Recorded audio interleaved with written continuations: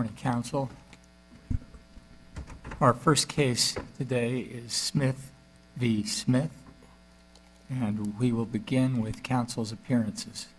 Thank you, Mr. Chief Justice. Attorney LAVAR Christensen appearing for the appellant. Mr. Christensen, welcome. Good morning, Your Honor. SARA PFROMMER and Nathan SHILL on behalf of Appellee Rocio. Welcome.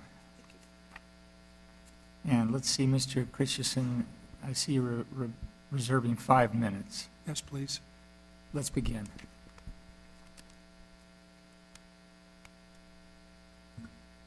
Thank you, Your Honor. Mr. Chief Justice, Honorable Justices, thank you so very much. The appellant respectfully seeks reversal and vacatur of a district court ruling resulting in current unfounded and inequitable award of more than $180,000 in attorney's fees attributable to a prior juvenile court proceeding but awarded subsequently by a district court. Thereafter, in a manner that I submit, constitutes lack of jurisdiction and numerous substantive and procedural grounds for reversal. But lack of jurisdiction, as this court has recognized all by itself, is a standalone justification. No other appeal issues would even arise, but we're prepared and have fully briefed all of the matters that might come to your attention. In doing so, it's important to also note that throughout the time leading up to today, counsel has continued to attach, garnish, and lien, and has already received and claimed more than almost $40,000 in fees ongoing, while the appellant continues in good faith to make faithful child support payments. Any claimed awards from the lower courts are invalid, non-binding, based on lack of jurisdiction, no proper motion, no specificity in the amount awarded, no allocation based on a prevailing claim, no supporting statute or contract, no due process to allow objection, to verify financial need and corresponding capacity to pay.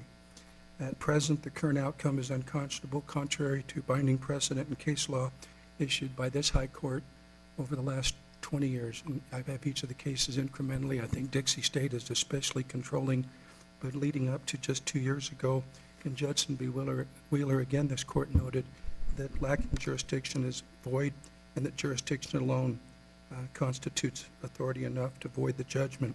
Mr. Christensen, let me ask you a procedural question.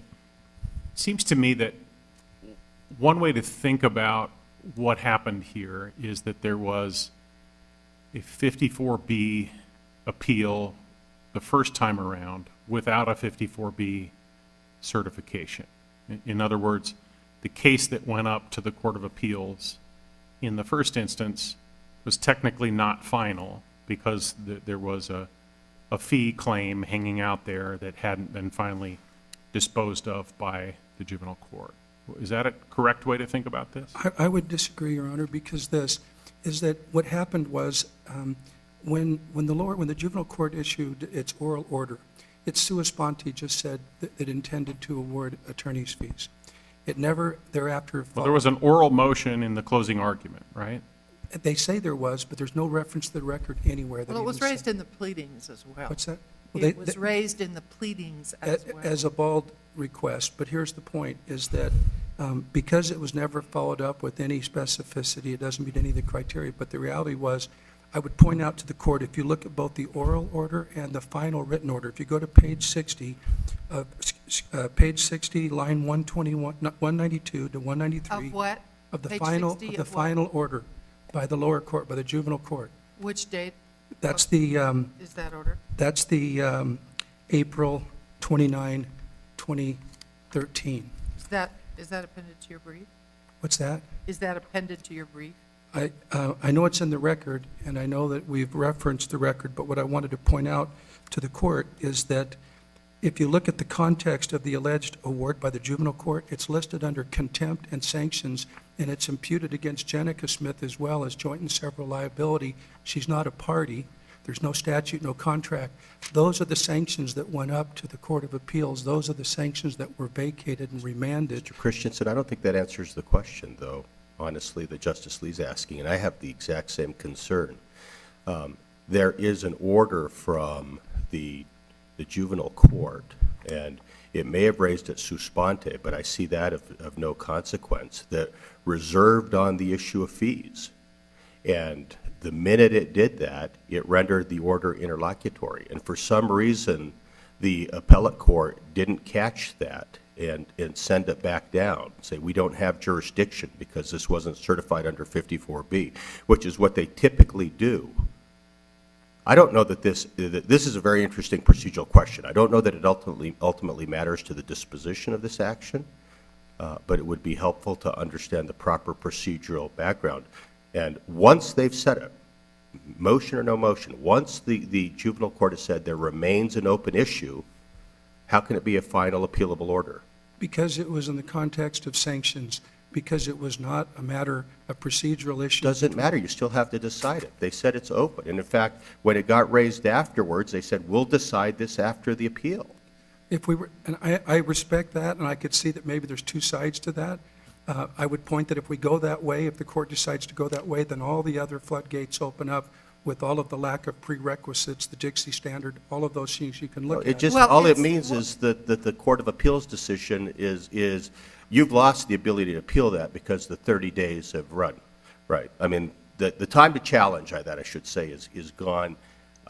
It's of no moment. So it's as if that appeal didn't exist and you're back in the juvenile court, and the juvenile court has made a finding for a determination of fees but never received a proper application for fees. Right, and also, they never made an appropriate order because there was never any specificity of amount, nothing, there was no... Well, it's very common for parties to request fees, to have awards entered, and for the amount to be determined on a subsequent hearing. But not by a different court. And Well, so- but the juvenile court and the district courts have concurrent jurisdiction in some cases, this being one of those. In some cases, I would respectfully disagree because 103 specifically states that they have exclusive jurisdiction as it relates to termination of parental rights. The concurrent jurisdiction in 104 is for the benefit of the juvenile court, not the district court. It's just to give them expanded temporary jurisdiction for a child's best interest if there's changed circumstances, visitation. But once the juvenile court jurisdiction expires and terminates, and you go to the district court under divorce proceedings, there is no authority.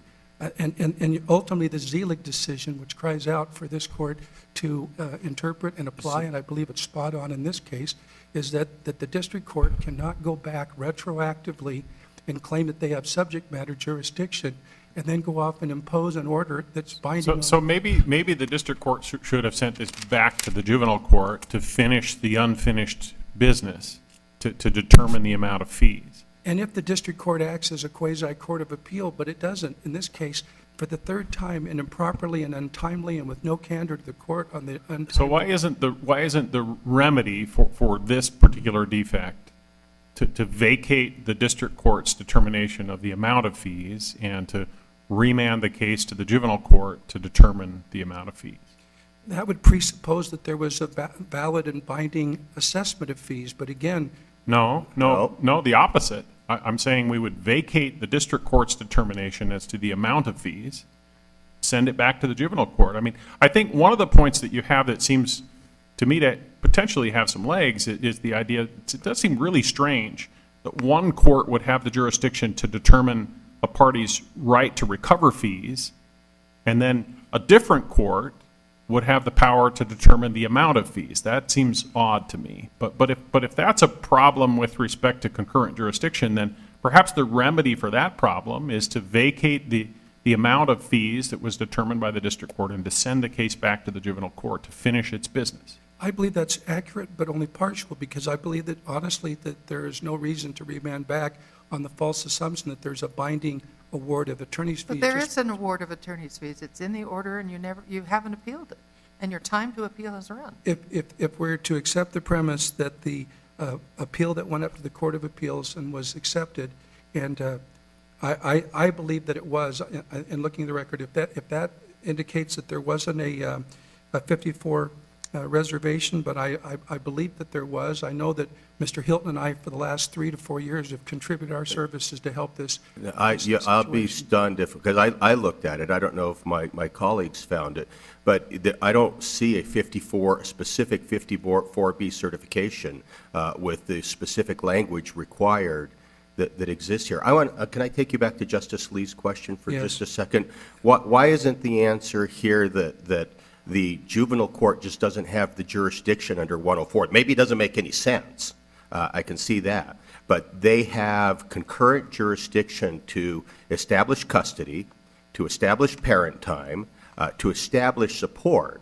But what they weren't given was the additional power to award attorney's fees related to those issues that the district court specifically has. So they made those determinations, and those findings go up and become part of the district court record, but are hamstrung in that as much as they may want to, the statute doesn't allow for it. And as scawampus as it may be, only the district court can do it. Well, but that raises the question also, the parties agreed to attorney's fees. Attorney's fees were awarded as part of the divorce decree, so there's another source of obligations to pay attorney's fees. Is there not? I would submit that that is not applicable. The 103 exclusivity of the jurisdiction and the termination of parental rights, and this court ruling that the juvenile court is a creature of statute, it has limited, exclusive, original jurisdiction. All of this application of 30-3-3 and trying to make it somehow a twin brother or twin sister of the district court, that is not the case. And they had just a limited amount of time, and they do not meet any of the prerequisites for a valid attorney's fee order at the juvenile court level. That to just have a bald passing statement, I award fees, does not meet any of the standards. So to only vacate it as to the dollar amount, when that's one of only maybe 8 or 9 different defects and grounds for reversal. But counsel, you've got to appeal an order to challenge its contents. Where's the valid appeal of the juvenile court order in that respect? I'm sorry, if you find that that's somehow missing, which I respectfully would submit is not the case, but if it is, that the juvenile court is not self-executing all by itself for any and all purposes, you cannot have the inequitable and unconscionable outcome that would produce. And you cannot leapfrog to the district court and have them somehow claim that they now have subject matter jurisdiction to go back and fill in all the gaps. And they operated on a false assumption, and that counsel had never submitted a motion, had never submitted an affidavit. They tried to do it afterwards while the appeal was pending, never raised the 54 issues themselves. Did they do it before the district court? What's that? Did they file a motion before the district court? After the fact, when everything was done and the jurisdiction was ended, and then the district court worked off of a false prior and to the district mistaken... court's order, Mr. Christensen, they filed the paperwork then, before the district court entered its award of fees. They didn't do it before the juvenile court, but they did it before the district court, and you had an opportunity to complain about that. We did. We objected. Yeah, and you had your opportunity to be heard. They had their opportunity to be heard. The district court rejected your objections and entered an order of fees. And that's why we're here today, because the question is, did the district court have subject matter jurisdiction, and did they have grounds to somehow try to cure every defect at the prior juvenile court level? So I suppose one way of looking at that depends on what the district court's basis was for the award of fees. It may have had jurisdiction to do some things and not others.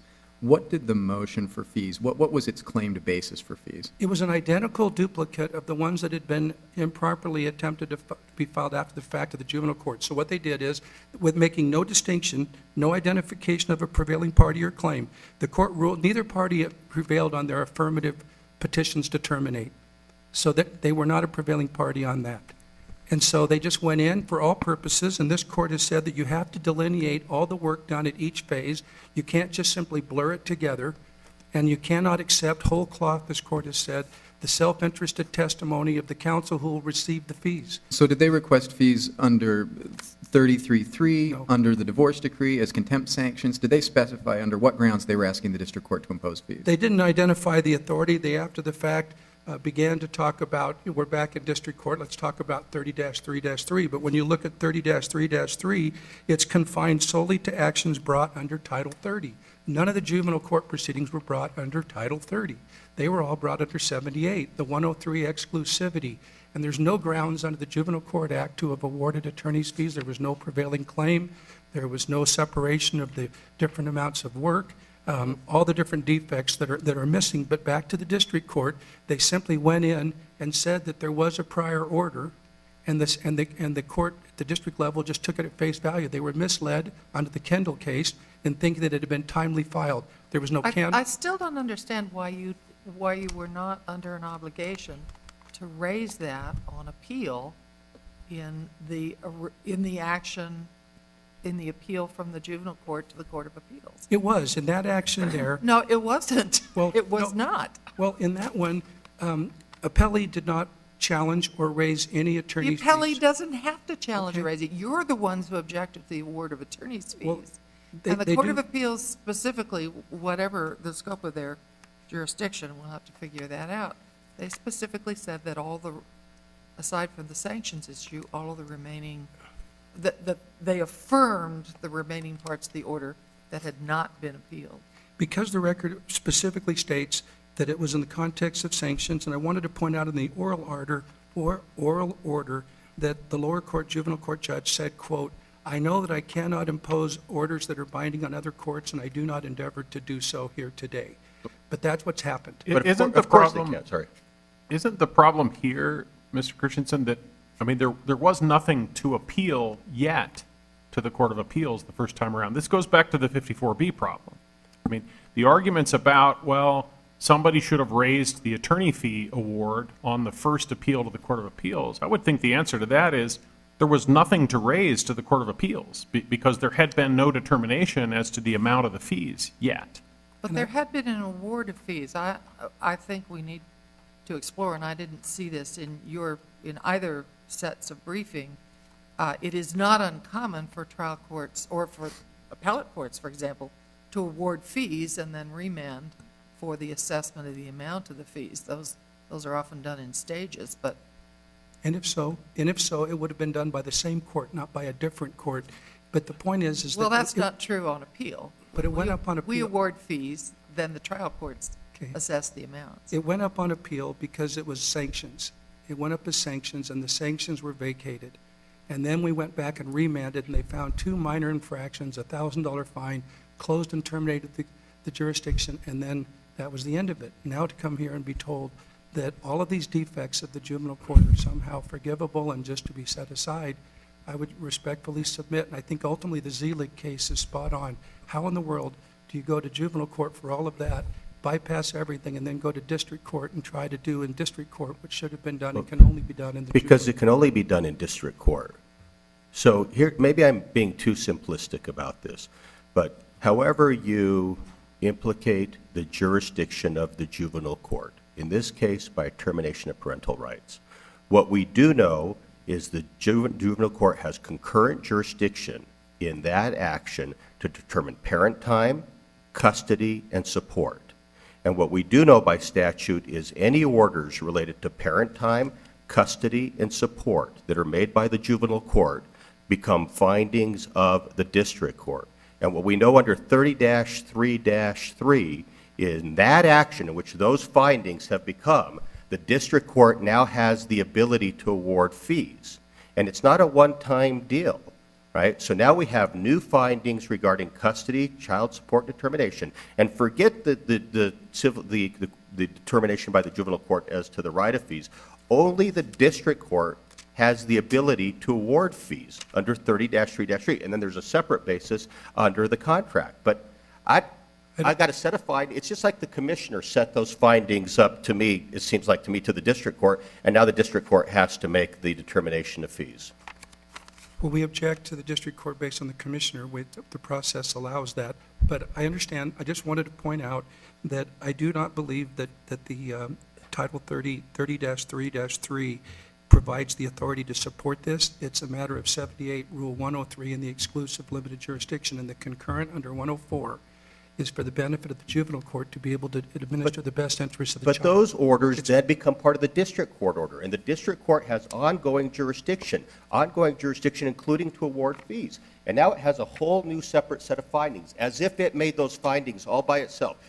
For purposes of custody, child support, and parent time, those findings of the juvenile court are as if they were made by the district court. If the district court had made those findings, right, you couldn't be arguing that the district court didn't have jurisdiction to award fees. If that is the standard, then all of the prerequisites apply. But help me with my question. If the district court directly entered those findings, as opposed to the juvenile court entering them and sending them up to the district court, you could not stand here and argue the district court could not award fees.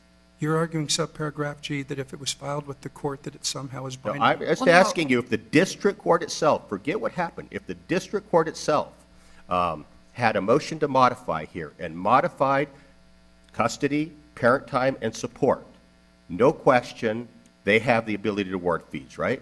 after the fact if it was a separate proceeding and a separate motion, but not bootstrapping the earlier juvenile court But proceedings. 78A 61044C says, when a copy of the findings and order of the juvenile court has been filed with the district court, the findings and order of the juvenile court are binding on the parties to the divorce action as though entered in the district court. And subject- I think that's Justice Simonis's point. And subject to the same flaws, defects, and reversible errors that we bring to the court. No doubt about that. That I'm with you on, and that's a separate argument. I'm just trying to say, I really wonder how much matters, what happened at the juvenile court really matters here. Thank you, and I'll save time for rebuttal. Thank you. Thank you, Mr. Christensen. Ms. Frommer?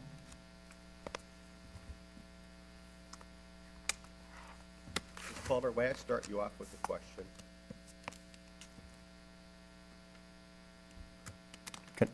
Can I start you off with a question? Yes, of course. So if you had super prevailed at the juvenile court and terminated parental rights, right? If the court had, the court did, the No, juvenile court. if you had, just assume for me that you had prevailed and And the father's parental rights had were been terminated, you would not have a right to attorney's fees. No, I think we would have a right to attorney's fees. How? Because 30-3, for two reasons. So you think that that would qualify as a custody determination, and that order would also be entered in the district court, and the district court would then have the authority under 30-3? Correct. I got you. Correct. And I think that this appeal presents two issues for this court, neither of which this court has really weighed in on before. And one is the interpretation of the concurrent jurisdiction statute between 78A 6-103 and 104. And the other issue that several of the justices have raised is the issue of the finality of the juvenile court order on You mean appeal. the lack of finality? Or the lack of I don't finality. see how you can make a real argument that that was an appropriate appeal. Well, It wasn't your appeal, but I don't. Yeah, no, it wasn't our appeal. Nobody made the order that it wasn't final at the time. But I would like to make the argument that this case raises the competing issue, on the one hand, of the, what is the word I'm looking for, the protection of judicial resources, the preservation of judicial resources, and by not having piecemeal appeals, on the one hand. On the other hand, the interest in expeditiously resolving issues that affect the children's best interests and children's rights. One of the, So you have a simple solution. You file a 54B, you have the court recognize that because of that unique circumstance, you need to take that up and do it first, but none of that happened here. Yeah, well, and perhaps that should have been done, and then the question for this court is, what is the remedy if, Well, it given means that the it Court of wasn't done? Appeals entered an order absolutely devoid of jurisdiction. Was the appellate court void of jurisdiction at the time it entered the order? Either that or a 54B defect is subject to waiver, and no one having raised an objection, it Yeah, was waived. and I would, again, in the interest of conserving judicial resources, I would argue that the better practice would be to deem that there was a Can't waive 54B jurisdiction. waiver. Can't waive jurisdiction. But Well- you may be able to waive a 54B problem, which would confer jurisdiction. I think that's a important and interesting question that we have to decide here, because I agree with what Justice Simonis just said. It seems to me that this was not a final appeal, the initial one, to the Court of Appeals, and to take it up, there would have had to have been a 54B certification. So the question is, what do we do about that? Well, Absent a 54B certification, and do we treat the failure of any of the parties to raise this issue as a forfeiture or a waiver of that question? Well, the one failure thing of- this court has done historically, I just contribute this as a factor, is that we have, on occasion, in these arenas where we have noticed the defect arising from the absence of a 54B certification, we have treated the appeal as an interlocutory appeal. We have deemed it an interlocutory appeal. But only, the statute provides, or the rule, only in extraordinary circumstances, and then Right. we've done it by order Right, no, I understand that, but it at least, we've had the capacity to Yeah. transform appeals in that regard. Now, this is unprecedented, because we're talking about the actions of the Court of Appeals, not this court. Clearly, it didn't make that order. Yeah, well, and I would suggest that not only did neither of the parties raise the issue of the lack of 54B certification, neither did the Court of Appeals. Yeah. The Court of Appeals treated this as a final appealable order. I should and tell you, they do all the time. They just missed it here. But you'll see order after order dismissing for lack of summarily just dismissing for lack of jurisdiction because the attorney fee issue remained unresolved. For whatever reason, it didn't happen here. We missed things. So if the question is going to be, are there circumstances that should convince this court to deem that there was a waiver of the 54B certification, that notwithstanding that issue, that the appellate court order should still stand. And I would submit, Your Honors, that in numerous situations, the issue of the protection of the best interest of the children has trumped the judicial expediency. I would suggest that notwithstanding, it's a court-made decision that in the interest of conserving judicial resources, that's a Supreme Court decision, Promax versus Rail and its progeny, that an order is not final unless the attorney's fees have been resolved or other collateral matters. Now, I suppose another interesting question is that in fact jurisdictional? Is it possible for a court to decide that those collateral matters in a particular instance may be left to a later date? I don't see that, but maybe you can convince me. But I wonder if any of this matters. So let's just assume that the order, the decision by the Court of Appeals is of no moment. You still have then a set of findings and conclusions that were certified properly by the juvenile court and became part of the district court record as if the district court had entered it. And this goes back to, again, maybe I really am being too simplistic about this, but if the district court had entered those findings, nobody could argue the district court couldn't award fees based on the litigation related to those findings. It happens all the time on petitions to modify. Right. No, So what difference does it make that it came from the juvenile court first rather than, because for all intents and purposes, it's as if it was made by the district court? Well, Your Honor, I couldn't agree more. And I'm glad to hear that, because that's about as soft a ball as I can pitch. I couldn't agree more. And one of the questions that I had debated with myself during the course of preparing this argument is, suppose that the juvenile court findings had been what they were, and contrary to Mr. Christensen's argument, in fact, there were extensive findings by the juvenile court starting at paragraph 150 of the order and continuing on But I would say, to the entitlement, Christensen's blah, blah, point, blah. what business does the juvenile court have doing any of that? Maybe I'm right about the district court, but The juvenile court made findings, which, as Your Honor points out, under 78A-6-104D, are those findings of fact are binding on the parties in the but now they're district court. findings of fact that aren't related to parent time, custody, or support. They So- are related to custody. No, now they're related to attorney's fees. Right? No, So there- what no, there I'm are- saying, maybe there- there's a point about some of these were as if the district court made them, but where's the authority for the juvenile court to award fees or even make a determination in the first instance? Well, I think the juvenile court, and that raises the, as I said, the interesting question of the concurrent jurisdiction. I think the juvenile court clearly has jurisdiction to make findings of fact based on the issues that came before it. As it did, it made the finding that the mother had substantially prevailed on all of her claims. It made the Can finding... I pause you there for 1 second? What were those claims precisely? If there was a prevailing party analysis, what did the juvenile court find that mother had prevailed on? I think the juvenile court found that the mother had prevailed on her defense of the father's claim to terminate her parental rights. The juvenile court also made findings that the termination of the parental rights of the father was supported by the facts that were adduced at trial.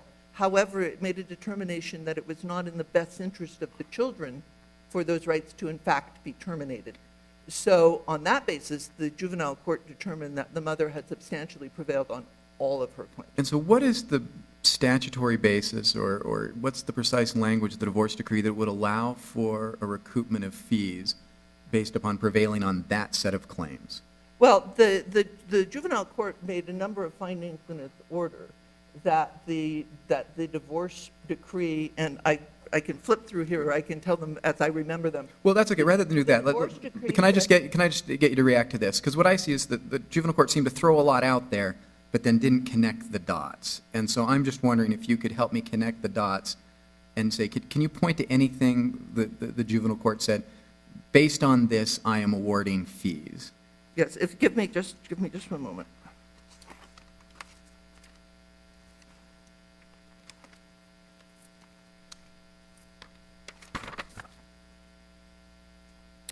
If you look at paragraphs 152 through 156 of the order of the juvenile court, the finds that 152, pursuant to the amended decree of divorce, mother was entitled to regular visitation.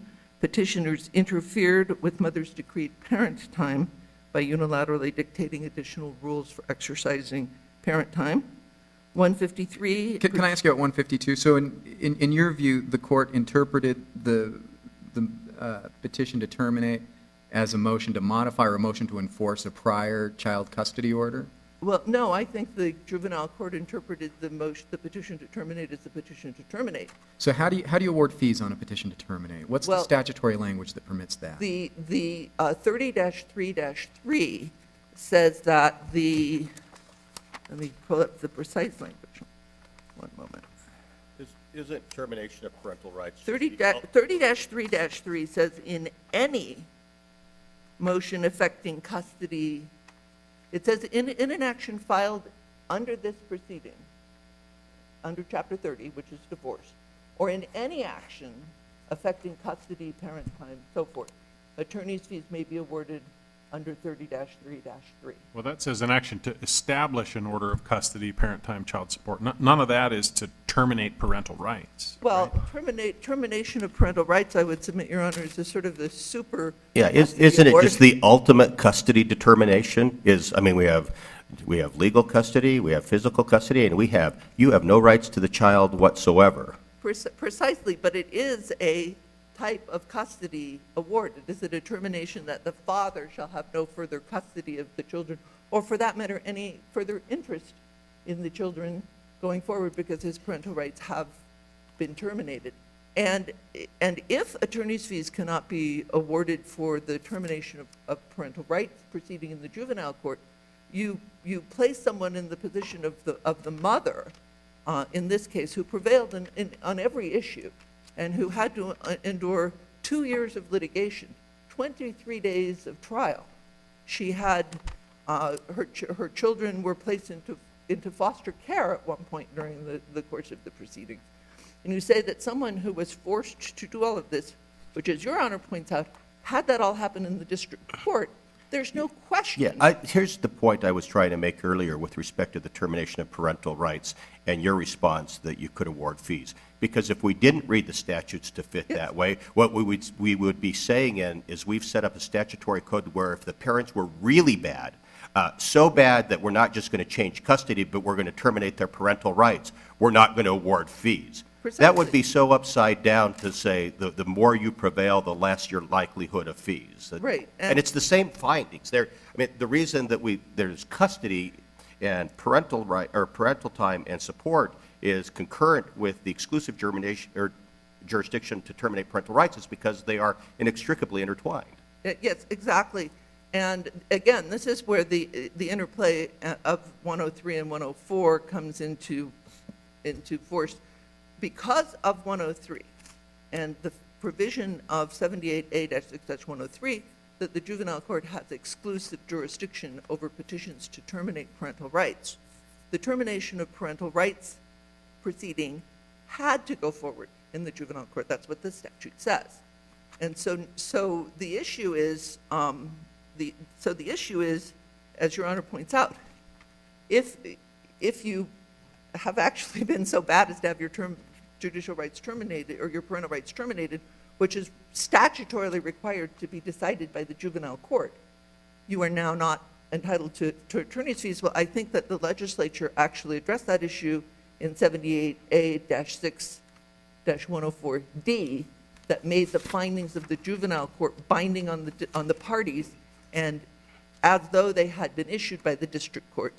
Now, as I started to say before, one of the issues I debated with myself is, suppose the juvenile court had made those findings and the mother had done nothing to request attorney's fees specifically be monetized in the juvenile court, but had just waited and asked the district court to issue those fees under 30-3-3 or for breach of the divorce agreement. I would suggest, Your Honors, that those are matters that are strictly within the jurisdiction of the district court. And one of the issues with respect to the juvenile court award of attorney's fees in a specific dollar amount, whether the juvenile court has jurisdiction to do that, to issue that award or not, one of the problems with the juvenile court issuing that award is the juvenile court's jurisdiction terminates upon resolution of the petition for parental rights, and therefore any award of attorney's fees cannot be enforced by the juvenile court. It can only be enforced by the district court. And so therefore, the district court has to do something, or even if attorney's fees had been awarded in the amount of whatever, they can't be enforced unless the district court weighs in. And so the issue is, was it required for the juvenile court to actually put a dollar amount on its otherwise findings, or was it sufficient for the district court to have issued the findings that it did and have the district court pick them up under appropriate motion in the district court later on? And we would submit, not only was it appropriate, it's in fact the preferred methodology for all of the reasons Your Honor suggests. So I think there's an additional reason too, is the district court has a much greater history with the parties and in making these kinds of attorney fee determinations, and often awareness of the resources of the parties and behavior throughout the context of the litigation and what have you. So I can see how in some cases it makes more sense from a judicial economy point of view to have the juvenile court do it, but from a more holistic point of view, it seems to make more sense to have the district court do it. Yes, and Your Honor, that's when I said earlier that all of the that the issue of breach of the divorce decree or the issue of award of attorney's fees under 30-3-3 are creatures of the district court. I meant to include everything that you just said, that because the district court has presided over the divorce proceeding for an extended period of time, in this case since 2008, and because the district court will have continuing jurisdiction over the parties until the children turn 18, those are issues that are right in the wheelhouse of the district court to decide. But your view is that the juvenile court also had the authority to award fees under 30-3-3? Let's say that the affidavit of fees had been filed prior to the first appeal to the Court of Appeals. So we're speaking hypothetically that Yes. the juvenile court had actually awarded the attorney's fees? Yeah, that's my hypothetical. Yeah, that would have been appropriate. The juvenile court would have had the power to do that.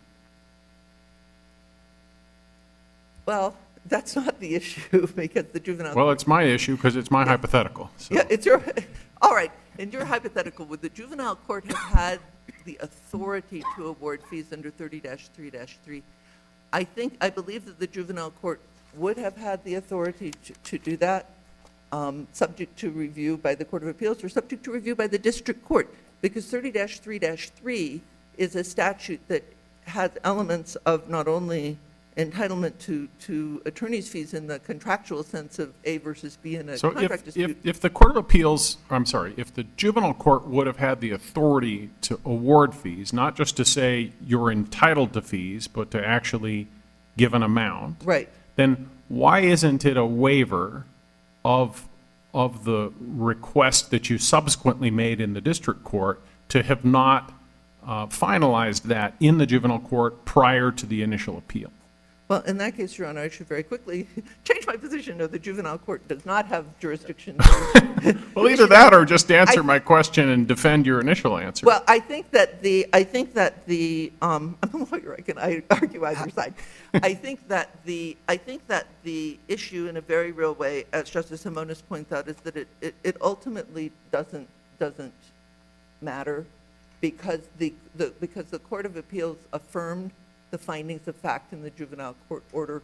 In this particular case, it matters, I think, because in a way this goes back to the 54B certification problem and the waiver question that we were discussing earlier, because I can see two possible answers to the 54B problem. One would be to say no one raised the lack of a 54B certification, therefore we're going to treat it as a waived defect. It was a non-final appeal, but nobody raised this 54B defect, and so we're going to treat it as if there had been a 54B certification. That's one possibility. Another possibility is to say it was final. It wasn't a 54B non-final appeal. It was final, and your client simply waived her right to seek fees, because all she had was an abstract determination of a right to fees and no actual determination as to the amount of fees. So there's two possible waiver ways out of this 54B problem. except in this particular case, she did ask for fees from the juvenile court, and the juvenile At court. what point did the juvenile court say, no, we're not going to do that now? The juvenile court said, no, we're going to defer it at two different points. One is after the juvenile court entered its order on April 29th, 2013, the order that was the subject of the appeal, of the original appeal.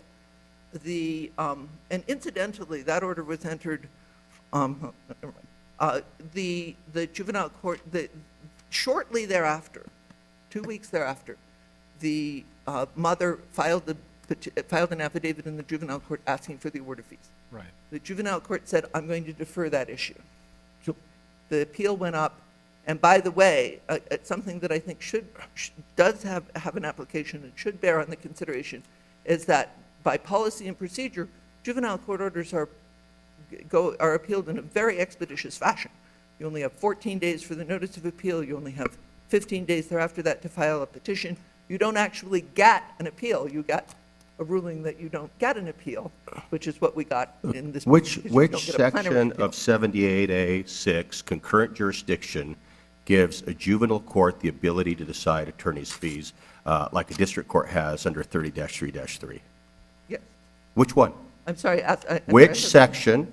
So we have under 78A6, 103, the juvenile court has exclusive jurisdiction. But I'm asking under 104, the concurrent jurisdiction statute, which gives them concurrent jurisdiction over custody, support, and parent time.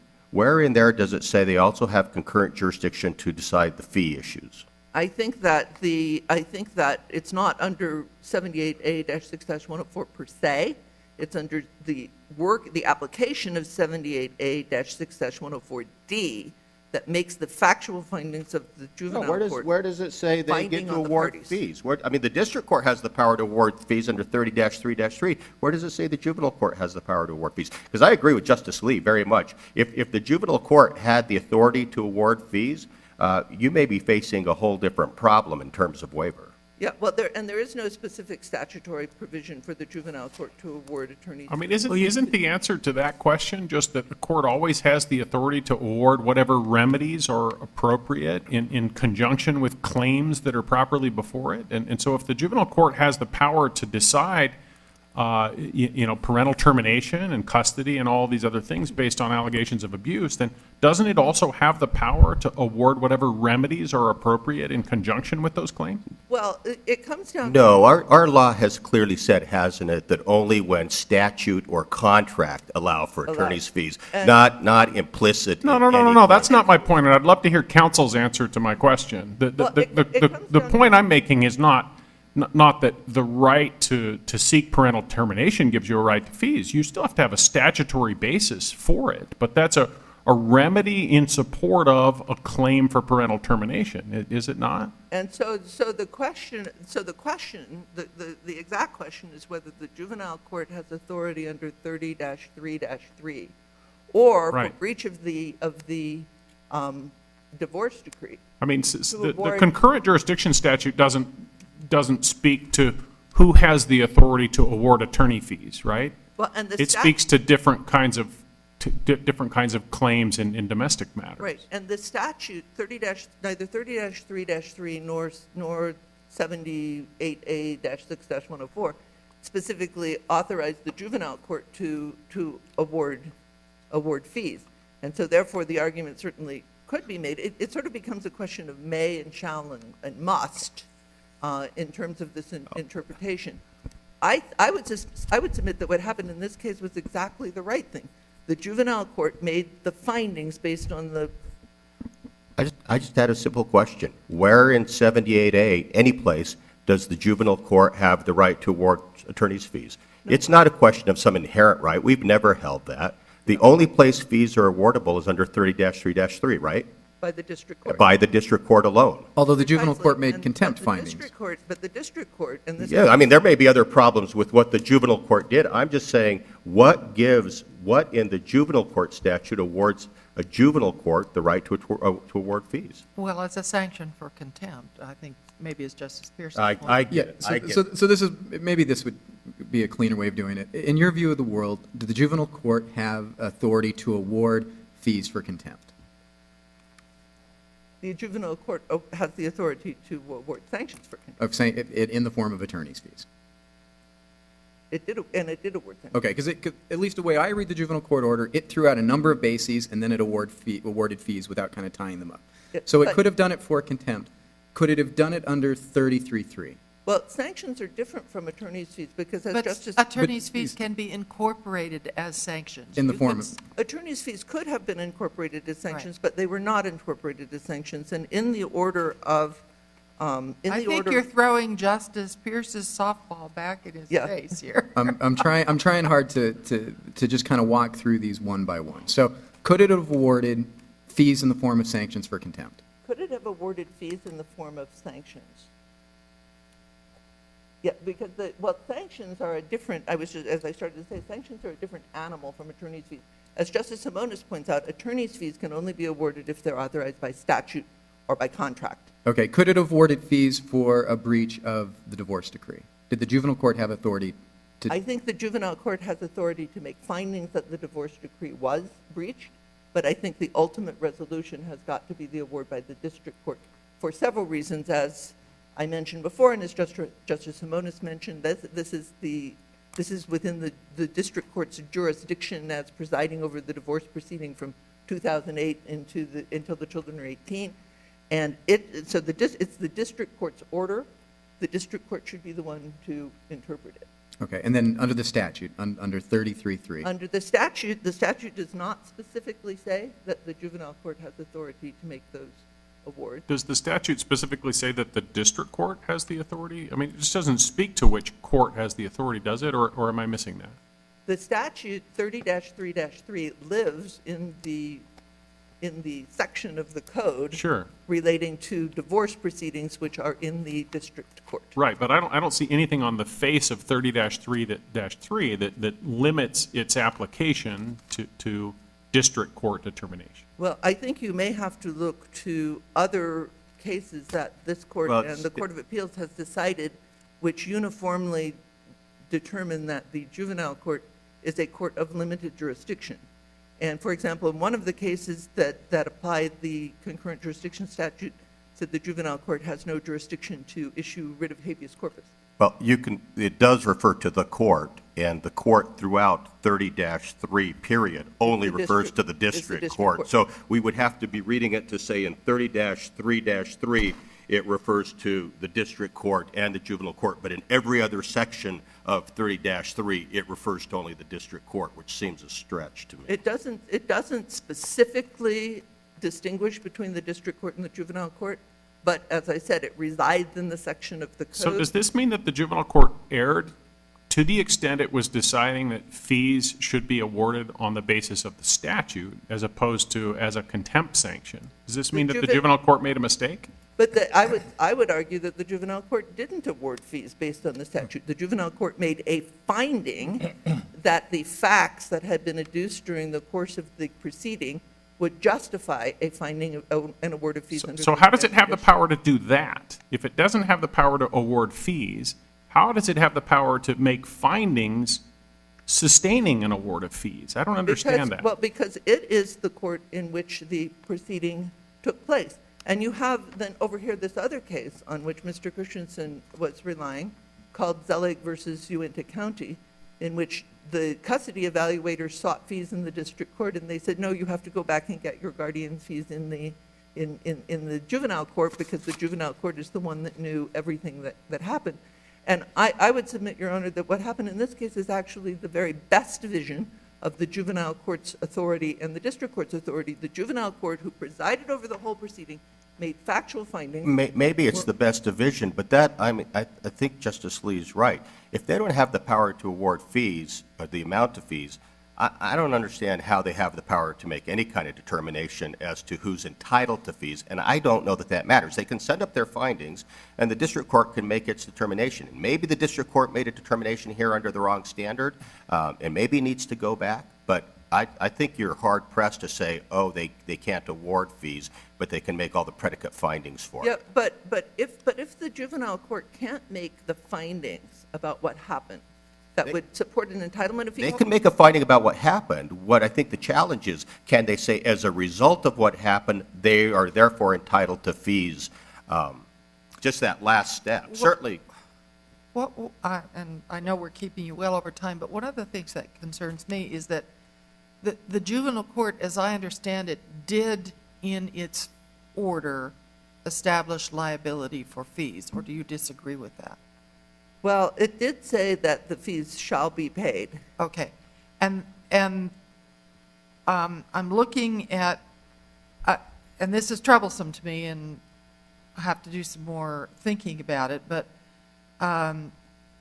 Rule 73D of the Rules of Civil Procedure specifically contemplates that a court may decide issues of liability for fees before receiving submissions on the value of services. If the court has established liability for fees, the party claiming them may then file affidavits as to amount, and it has a default rule if the amount is not objected to. So what I am curious about is whether the establishment of liability for fees in the juvenile court order, even though it had not yet been reduced to an amount, was part of the appeal that went to the Court of Appeals, whatever the status of that appeal under Rule 54B. I believe they appealed the entire order, and in fact, the order of the Court of Appeals, the opinion of the Court of Appeals finds that they have failed to marshal the record and failed to marshal facts and so forth. With respect to fees specifically? Not with respect to, it doesn't But just specifically generally. say with respect to fees All specifically. right, thank you. I'll ask the same question of Well, Mr. yeah, Christensen. and the opinion basically doesn't specify with any specificity any part of the order that was specifically appealed. It basically just says the order in its entirety is affirmed except for the contempt, which was reversed and sent back. Now, if I can make one closing comment, and then I see my time is long expired. I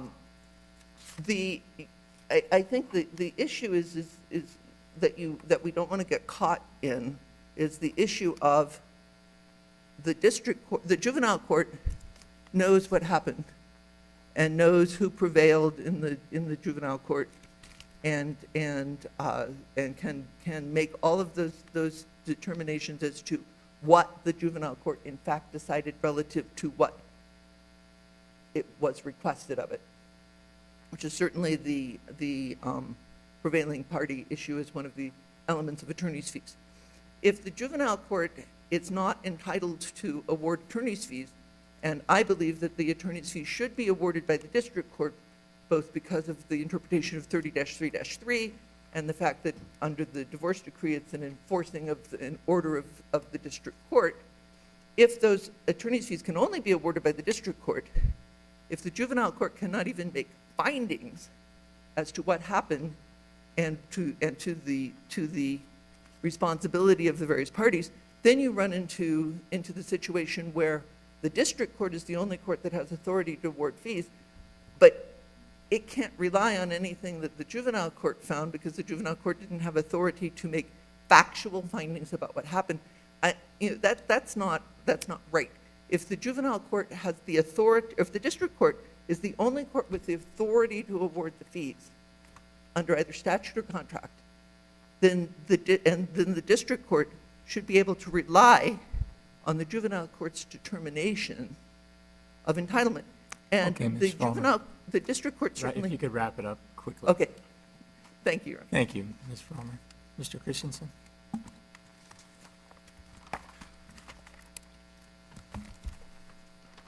Thank you. Your Honors, I believe the multiple waivers that have started to cascade are spot on, and that there was a waiver, the Kendall case, where they found that if you didn't bring the motion for attorney's fees, you waived it.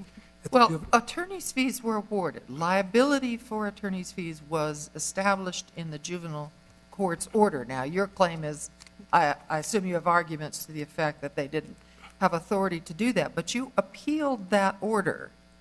And I'm just curious with respect to Rule 73, the Rule of Civil Procedure, why you weren't obligated, having taken the position that that was a final order and you were appealing it, why you aren't arguably barred on the issue of liability, not with respect to the amount which had not yet been determined, but with respect to liability. Two answers. One, I think, in leaping to that question, which I want to do, but I don't think you can skip over all of the precedent from this court over the last 20 years as to all the prerequisites of what would constitute a valid, binding, and enforceable final award to that point. But to answer the question, because it was presented as a final award, and as the appellee counsel pointed out, it's so time-sensitive, they only had 14 days to rush into and file their motion for attorney's fees. They didn't do it. They missed it by 2 days. We hit the appeal date and went up. I do believe that the 54D was either not appropriate, wasn't required, or it was waived. Well, And I counsel, would- Well, if it if I was could waived, then interrupt. you- I'm sorry. I'm sorry. Go ahead. I apologize. Under your interpretation of the juvenile court's order, were the attorney fees based exclusively on contempt? On Yes. Contempt findings? Absolutely. And what's your strongest citation for that? Exactly in the same order? record that appellee just, they had you stop short at 156. Go to 160. If you look at the findings there, you'll find from 160 to 163, you'll find that it's listed specifically under contempt and sanctions. And I think, out of deference to the court, what's been enlightening to me, I'm not so sure that the judge didn't know that they had inherent limitations on attorney's fee in juvenile court and went to the sanctions as the only authority that really could address it. And then that became what was vacated on appeal, remanded back, and consciously set aside. And the juvenile court terminated its jurisdiction while choosing not to impose attorney's fees, and the matter moves on. And so here, what I really urge the court to look at is that 30-3-3, I think, is being stretched and misapplied. It says, in any action filed under Title 30, these proceedings to which the fees are attributable were not filed under Title 30. And it goes on to say, it says, and to establish an order of custody. It doesn't mean you can just take the exclusive jurisdiction in 103 and the creature of statute with the limited authority of a juvenile court. Yes, they watched over the child. Yes, there had been a previous determination that there had been a protective order put in place. There had been a denial of custody to the mother, but things had changed. Under advice of counsel, the father thought he had to go pursue termination. They counter-petitioned. Both of them didn't prevail. They did not prevail. They both prevailed in their defenses. None of them prevailed on their offense. There's never been any allocation. There was never a timely motion. There's nothing that meets the criteria. But now the question was asked, does the juvenile court have authority? And in the Zelig case, they said not only do they have authority, they're the only ones that had authority.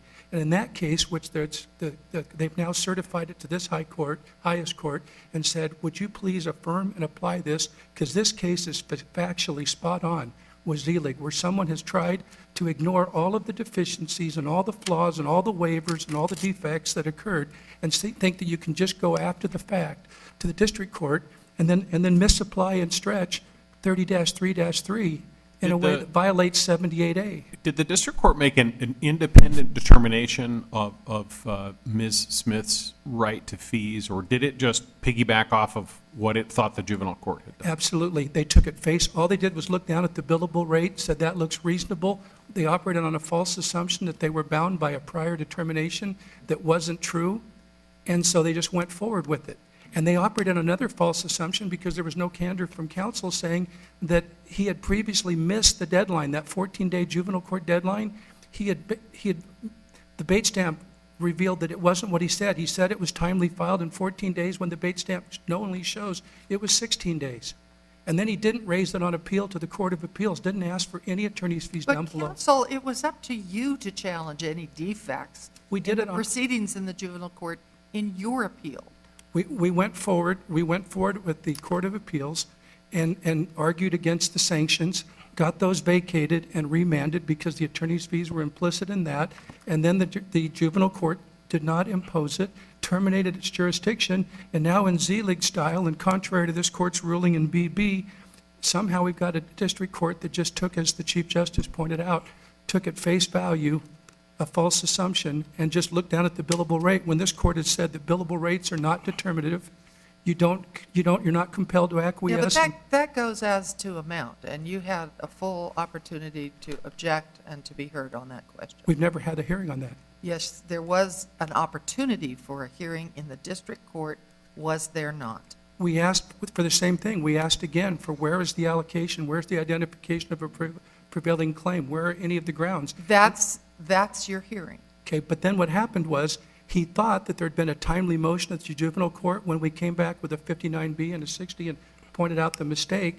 He summarily denied it and just changed their mind and said, well, we're just going to go with 30-3-3. Well, I'm curious, what section are you relying on for the time limit in juvenile court? The juvenile court where we have the 14-day deadline, which is 14-day deadline for going in and bringing the motion that they would have had to have bring to. Well, they'd already established liability, and Rule 73D contains no time limits. It simply says, once you've got liability for fees, the party claiming them may file an affidavit and a proposed order. And I'm not sure that the legislature, by statute, could override the open-ended time limit in Rule 73. I didn't have it in front of me. I thought maybe it was in the 54B, but as I look at it, I know that counsel acknowledged it as well, that they attempted, and I would argue that it's an admission that they never had a prior motion, because why would they go in 14 days after the final order and file a motion and an affidavit? Because that's what Rule we do all the 73 Yeah, says. we do that all the time. I mean, you know that. What happens is, at the end of we don't ask parties to submit fee applications prior to resolution of the issue because it would be a waste of time. We always wait until we have a resolution, parties reserve, and then after that, Mr. Christensen, you submit your affidavit of fees as you've done, I'm sure, thousands of times. So I don't see any problem with that. I have a different question. Do we have jurisdiction over this appeal, is my question, because you filed your part of your Rule 59 motion timely, and you filed part untimely. You filed the memorandum in a timely fashion, but you filed the motion untimely. At 11:56, on 4 minutes left before the deadline for filing your motion, you got the memorandum on file. But our rule at the time required both a motion and memorandum, and you didn't file the motion until 3 hours later. They were filed simultaneously. It was not hours, it was minutes. Well, it was an e-filing. All I know is the record you have to acknowledge shows that your motion was filed after the time for filing a motion for a new trial. Somehow they were disconnected e-filing. I'm just asking. You have to acknowledge that's what it says. It's So not how do we have jurisdiction if you have an untimely motion for a new trial? I understood that one was substantially equivalent and substantively equivalent. That was my understanding. But I understand that technically, with the e-filing and the time allowed and how it got decoupled somehow, it missed it by a few minutes. But I didn't. Not a few minutes, 3 hours. That's not what mine shows, but. I thought, maybe I misread it, but I thought it said It's 3 3 minutes. o'clock in the morning. I thought you barely made the one, and you were 3 hours short on the motion. I could be wrong about that, yeah. admittedly. But this is the first time I've ever heard of such a thing. What do you do when the rule says this is what you have to do to file? You have to file a motion and a memo, and you do part of it. If you just filed an appendices before, would that be okay? And not the motion and the, you see what I mean? No, I totally do, and I saw that, and it was really kind of a tutorial on e-filing and staff and different things that go on, so I appreciate that. I would just submit that although what we Well, have, you appreciate it, but what does it mean about our jurisdiction? well, I think what your jurisdiction is here today is that when this court so significantly in Dixie State said, as a practical matter, there's so little Utah law, people skip over as a cursory manner all the elements that speak to these issues, and that they're fact-intensive, that they vary from case to case, and this court gave the guidelines. And one of the critical questions are there additional circumstances that require further consideration? We're trying here with the time limits to identify all those additional considerations, but ultimately you come forward to this inherent limitation between 78A and 30-3-3, and 30-3-3 only applies in the broad sense to those that are filed under that title. 78A is carved out with its own exclusive jurisdiction. Both of the parties failed to prevail on their termination claims. They've since come together and learned how to work together for the good of the children, but each one of them should respectfully bear their own costs. As I've mentioned, the hardship, there was never any hearing about capacity to pay. We've been contributing all of our services out of sensitivity to the families involved. I just would submit that it is a hyper-technical point to think that $180,000 can somehow be attached, garnished, lien the whole time we're working to get here. 8 months that council skipped over between the final order. The court had to finally issue its written order. And so we come to you today, and I think the Z-League, the court, when you asked how we got here, Justice, the Court of Appeals in Z-League said that no one took it to this court, and so this one is so similar, they said that they certified it and asked this court to please recognize and apply Z-League in this case, that the juvenile court was the only one that could, and they didn't. And we would ask that this might be vacated and set aside. If it is remanded, then all of those multiple prerequisites need to be heard through a full due process. Thank you. Thank you. Thank you. Mr. Christensen, Ms. Frommer, we appreciate your arguments. We'll take this matter under advisement, but this time we'll take a brief recess to reconstitute the court. When we return, we'll hear the case of 2DP Blanding versus Palmer.